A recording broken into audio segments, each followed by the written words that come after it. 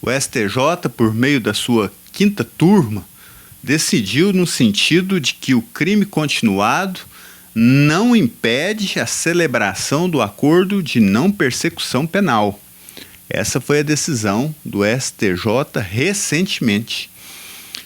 Para o caro ouvinte entender aqui essa questão, esse assunto de tamanha importância, eu faço questão de trazer aqui os seguintes conceitos que são necessários para entender esse tema tão importante. Vejam só, nós temos o crime praticado em concurso material, o crime praticado em concurso formal e o crime praticado em continuidade delitiva. Com relação ao crime praticado em concurso material está previsto no artigo 69 do Código Penal e nada mais é do que aquele crime em que o agente, por meio de mais de uma ação ou omissão, ele pratica 2 ou mais resultados, idênticos ou não. E eu faço questão aqui de trazer, à guisa de exemplo, a seguinte situação. O crime praticado pelo agente se deu da seguinte forma: ele pratica um roubo, pratica um furto e pratica um homicídio.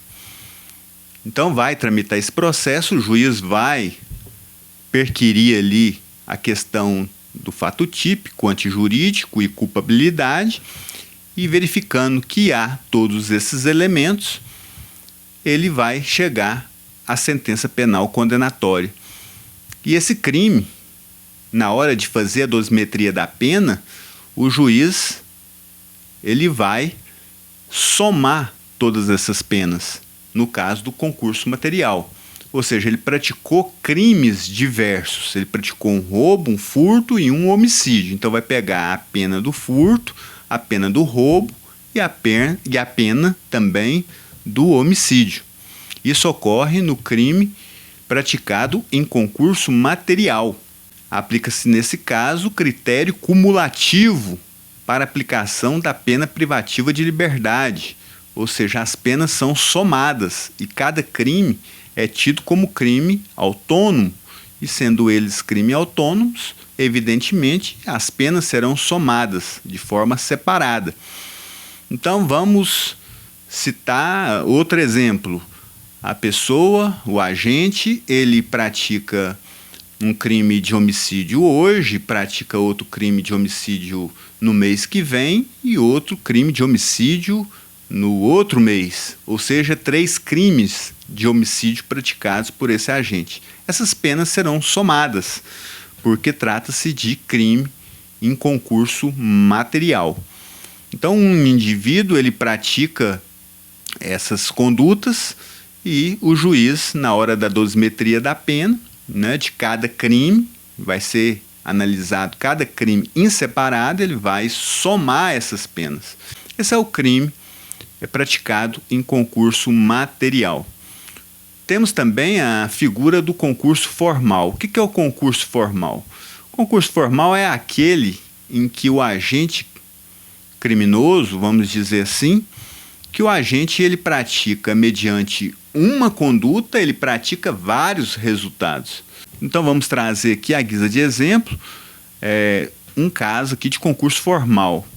Vejam só, um agente ele dirige seu veículo pela cidade, distraído com o seu celular, ele perde a direção do veículo e colide com um ponto de ônibus lotado de pessoas. E nesse ponto de ônibus há o resultado morte de pelo menos 5 pessoas. Nesse caso, ele praticou o crime em concurso formal, ou seja, ele não será punido nesse caso pela morte de 5 pessoas em separado. A lei traz a figura do concurso formal justamente para isso. É considerado apenas um crime, e o resultado morte vai ser imputado a ele, evidentemente, mas ele vai ter praticado, nesse caso, apenas um crime com a pena majorada de 1/6 até a metade. Esse é o concurso formal. Temos também a questão do crime praticado em continuidade delitiva. O crime praticado em continuidade delitiva é aquele crime que o agente comete mediante mais de uma ação, não é, mais de uma omissão, e pratica 2 ou mais resultados da mesma espécie e pelas mesmas condições de tempo, de lugar, de maneira de execução.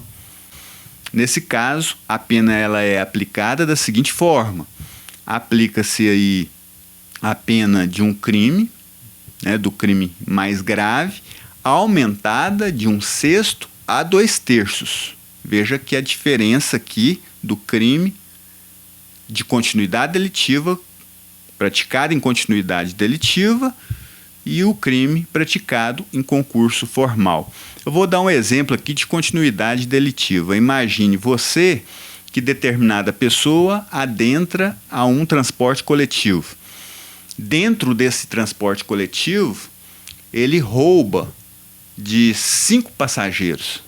Então ele rouba ali, mediante ameaça, ele rouba o aparelho celular de 5 pessoas. Neste caso, ele praticou o crime na modalidade de continuidade delitiva. Ou seja, houve o crime de roubo. Roubo contra diversas pessoas, porém no mesmo contexto fático, dentro de um transporte coletivo, dentro de um ônibus.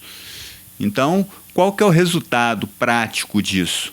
É considerado apenas um crime e o juiz, na hora de fazer a dosimetria da pena, ele vai fazê-la da seguinte forma: ele vai pegar o crime mais grave e aumentar a reprimenda de 1/6 a 2/3.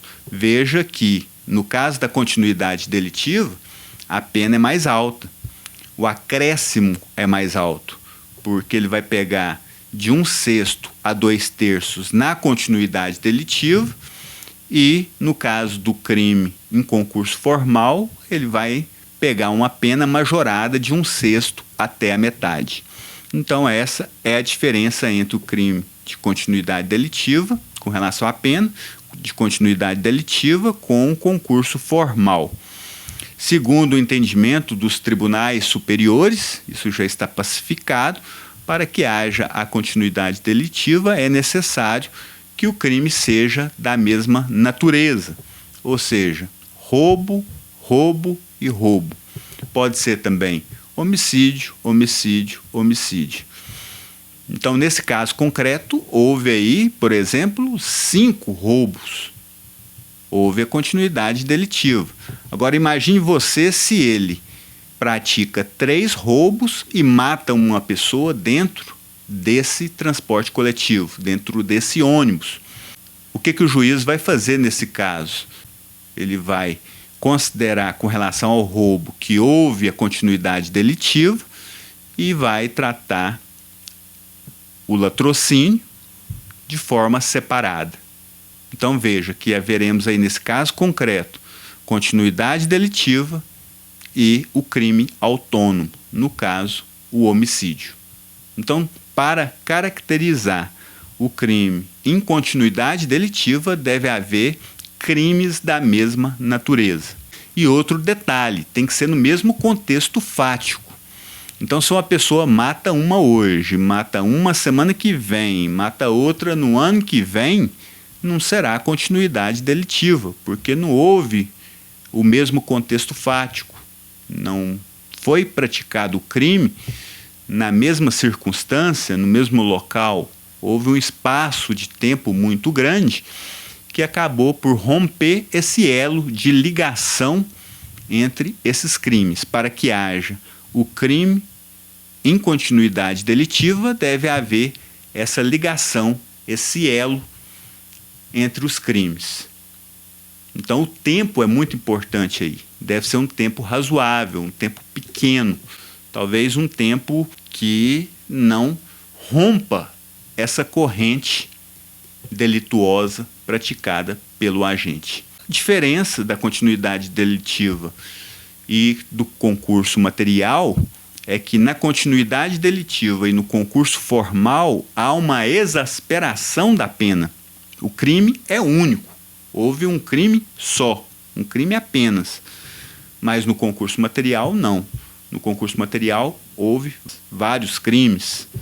Então as penas são somadas no concurso material. Já no concurso formal e na continuidade delitiva, é considerado um crime apenas e majorado esse crime com uma majoração de 1/6 até a metade no caso do crime em concurso formal ou 1/6 a 2/3 no caso da continuidade delitiva. O fundamento para o tratamento mais brando para os casos de crime formal e crime continuado está no fato de haver uma política criminal menos rígida em face do acusado.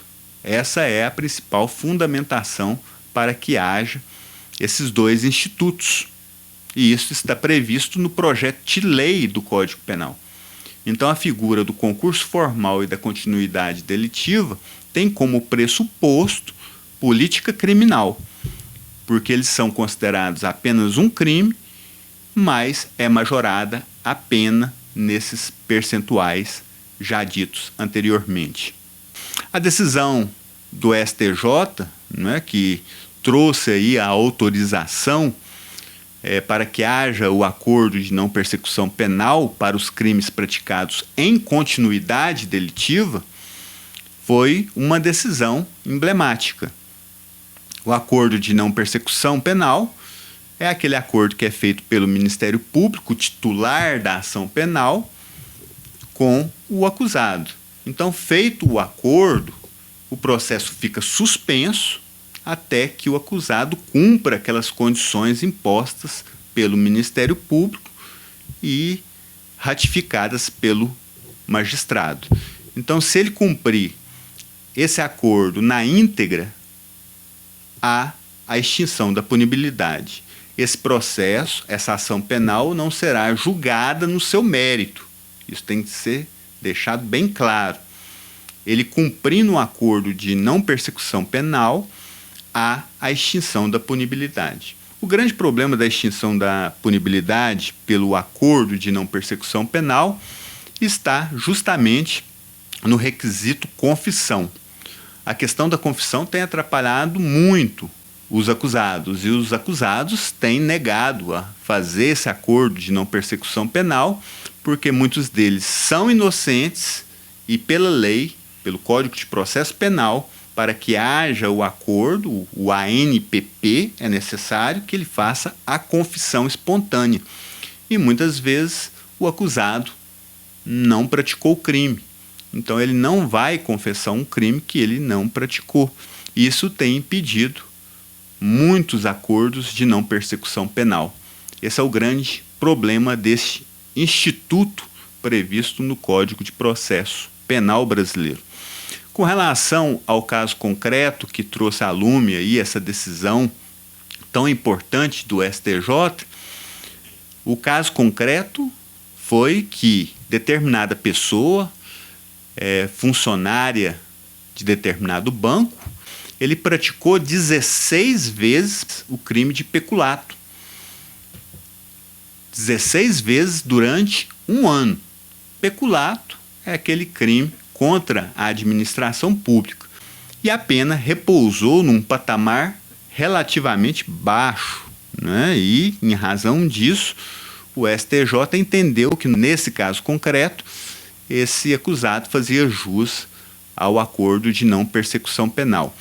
E ele decidiu dessa forma, valendo-se do seguinte fundamento. Segundo o STJ, por meio do ministro relator, que foi acompanhado pelos seus pares, ele usou o seguinte fundamento, de que naquele caso concreto, o crime cometido em continuidade delitiva, ele é considerado crime único, o que justifica a possibilidade da feitura de um acordo de não persecução penal, também chamada de ANPP. O segundo argumento, a segunda fundamentação trazida pelo STJ, por essa turma específica é que se tratava de um acusado que não era dado à prática de crimes, né? Não se tratava de um crime habitual. O acusado não era contumaz na prática do crime. Então ele praticou um crime pontual, um crime de peculato. Embora tenha sido praticado por diversas vezes, ele praticou um crime apenas, o crime de peculato. E que, em razão disso, era possível o acordo de não persecução penal. Segundo o STJ, não havia reincidência por parte dele, era um réu primário, e que isso também seria mais um motivo para ofertar a ele essa possibilidade de acordo de não persecução penal. O terceiro fundamento que traz o STJ é que o crime praticado ele não viola as condições impostas pelo Código de Processo Penal brasileiro com relação ao acordo de não persecução penal. As condições do acordo de não persecução penal são as seguintes, previstas no CPP. Não envolvimento de violência ou grave ameaça, a pena mínima desse crime não pode ultrapassar 4 anos, o réu não pode ser reincidente em crime doloso e também deve existir a possibilidade de confissão formal por parte do acusado. Essas são as condições para que haja o acordo de não persecução penal. Veja que nesse caso concreto, olha aqui a dificuldade, a questão da obrigatoriedade da confissão formal por parte do acusado. Então, às vezes, o acusado não praticou o crime. E por ele não ter praticado esse crime, ele não vai assinar o acordo de não persecução penal, porque ele não vai confessar um crime que ele não praticou. Então, isso vem dificultando a prática desse instituto tão importante que é o ANPP. Essa questão da confissão espontânea, da necessidade de se confessar um crime, tem impossibilitado esses acordos que são de suma importância, porque se trata aí de uma justiça penal, de um direito penal negocial. O titular da ação penal, o Ministério Público, ele tem legitimidade, sim, para fazer acordo com o acusado, desde que preenchida algumas condições previstas em lei. O que atrapalha muito aqui, mais uma vez dizendo, é a questão da exigência de confissão. E às vezes aquele acusado ele não praticou o crime. Então não há de se fazer o acordo de não persecução penal, porque ele estaria confessando um crime que ele não praticou. E isso vem dificultando muito a realização, aplicação e execução desse instituto tão importante que é o ANPP. Menos um processo, porque feito o acordo e cumprido esse acordo na íntegra pelo acusado, é menos um processo para o Poder Judiciário. Ele cumpre direitinho ali as condições impostas e o processo ele é arquivado. No caso, o acusado ele é beneficiado pela extinção da punibilidade. Ele não vai ser punido. Então, é um instituto importante, mas esbarra em uma das condições cruciais, que é a confissão do acusado. Então, essa foi a decisão tomada pelo STJ recentemente, que merece destaque nesta semana. Um assunto polêmico que vai trazer divergências interpretativas sobre o caso. Eu creio que o Ministério Público, de uma maneira geral, vai se insurgir contra essa decisão e vamos aguardar aí mais decisões do STJ que vem a ratificar, que vem a referendar esse seu posicionamento. Eu vejo com bons olhos essa decisão e vejo que vai desafogar o Poder Judiciário nos processos criminais que estão em trâmite perante esse poder.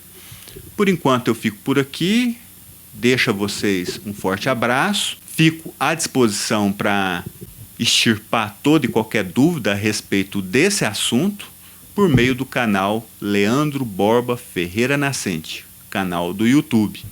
Faço questão de responder todas as perguntas que me forem enviadas. Deixo a você um forte abraço e até o próximo vídeo.